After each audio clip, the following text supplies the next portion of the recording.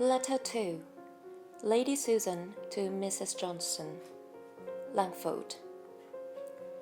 You are mistaken, my dear Alicia, in supposing me fixed at this place for the rest of the winter.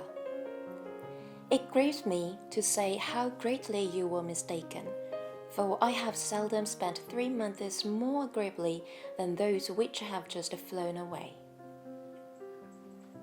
At present, nothing goes smoothly. The females of the family are united against me. You foretold how it would be when I first came to Langford, and Mannering is so uncommonly pleasing that I was not without apprehensions myself. I remember saying to myself as I drove to the house, I like this man, pray heaven no harm come of it. But I was determined to be discreet, to bear in mind my being only 4 months a widow, and to be as quiet as possible, and I have been so. My dear creature, I have admitted no one's attentions but Mannering's. I have avoided all general flirtation whatever. I have distinguished no creature besides of all the numbers resorting hither, except Sir James Martin, on whom I bestowed a little notice in order to detach him from Miss Mannering. But if the world could know my motive there, they would honour me. I have been called an unkind mother, but it was the sacred impulse of maternal affection. It was the advantage of my daughter that led me on, and if the daughter were not the greatest simpleton on earth, I might have been rewarded for my exertions as I ought.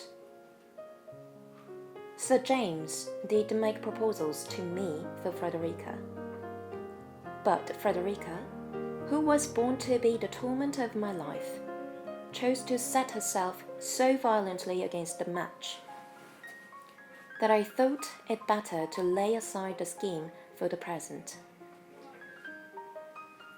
I have more than once repented that I did not marry him myself, and were he but 1 degree less contemptibly weak, I certainly should.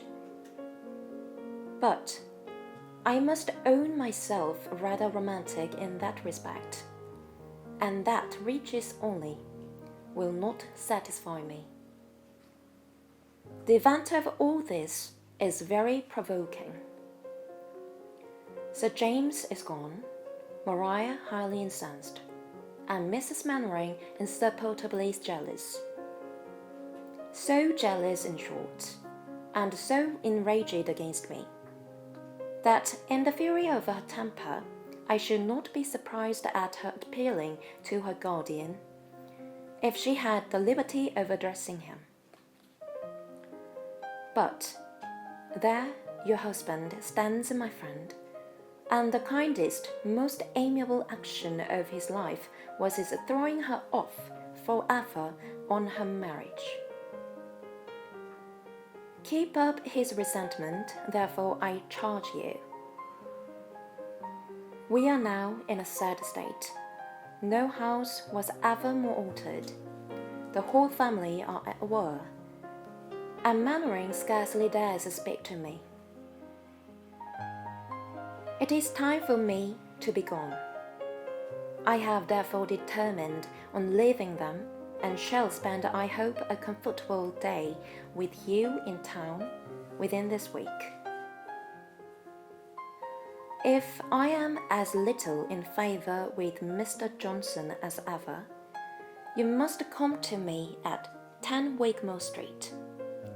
But I hope this may not be the case, for as Mr. Johnson, with all his faults, is a man to whom that great word respectable is always given, and I am known to be so intimate with his wife, his slighting me has an awkward look. I take town in my way to that insupportable spot a country village, for I am really going to Churchill.